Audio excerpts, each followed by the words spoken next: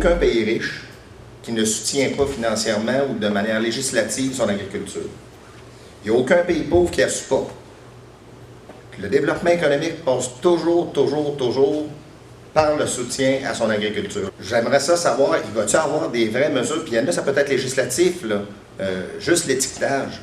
On veut acheter canadien, vous avez parlé de la vache bleue, mais ils ne sont pas obligés de la mettre. Le monde agricole, on demande depuis longtemps, pas d'avoir de subventions là, comme telles. On veut travailler à armes égales avec ceux avec qui vous nous mettez en compétition. Priorité numéro 1, c'est ça. On veut produire, c'est notre job, c'est ça qu'on veut faire. On ne veut pas avoir à revendiquer tout le temps.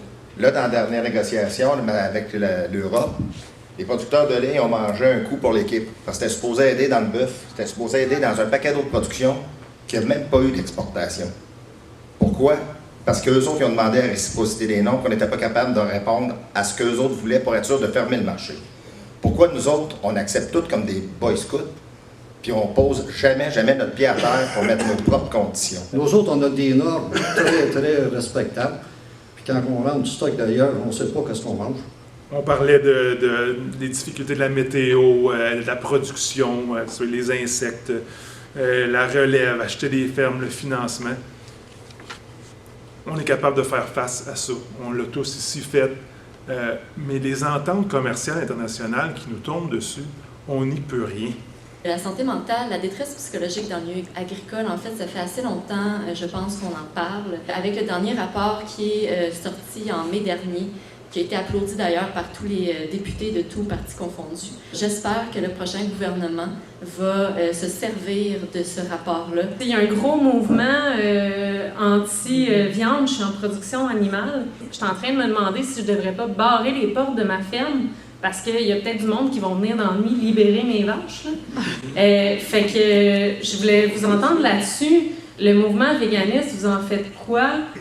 Chaque année, on doit remplir des formulaires pour... on pourrait peut-être trouver, il faudrait que vous êtes sûr que vous aurez des travailleurs locaux. Il y en a 32 000 qui viennent de l'autre bord.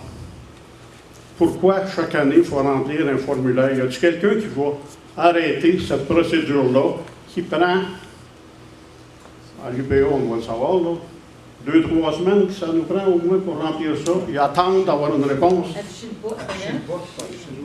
Moi, dans le fond, où j'aimerais que vous travailliez, le partage de la main-d'œuvre, c'est super important pour les petites entreprises ou pour ceux qui n'ont pas nécessairement besoin d'un 60 heures par semaine. Parce que ces gens-là veulent travailler environ 60 heures par semaine. J'ai 50 vaches présentement. Fait que je pense que le partage de travailleurs étrangers pourrait être une option. J'aurais pas le choix d'aller vers ça parce que si je veux avoir un minimum de vacances, j'ai de la misère présentement à avoir une fin de semaine par mois. Même moi, il pourrait venir tirer les vaches le matin, aller cueillir des choux le jour, puis revenir tirer les vaches le soir, puis ça ferait mon bonheur. Moi, j'aimerais savoir vos solutions concrètes de vos plateformes pour rendre que ça soit plus facile de transférer à un jeune. Je comprends pas que ça a été fait au provincial, mais pas au fédéral encore. Puis je comprends pas non plus que mes parents vont travailler toute leur vie, puis n'auront pas accès à leur retraite durement méritée, puis que moi, je veux avoir accès à ça. C'est très difficile, dispendieux d'avoir une entreprise aujourd'hui.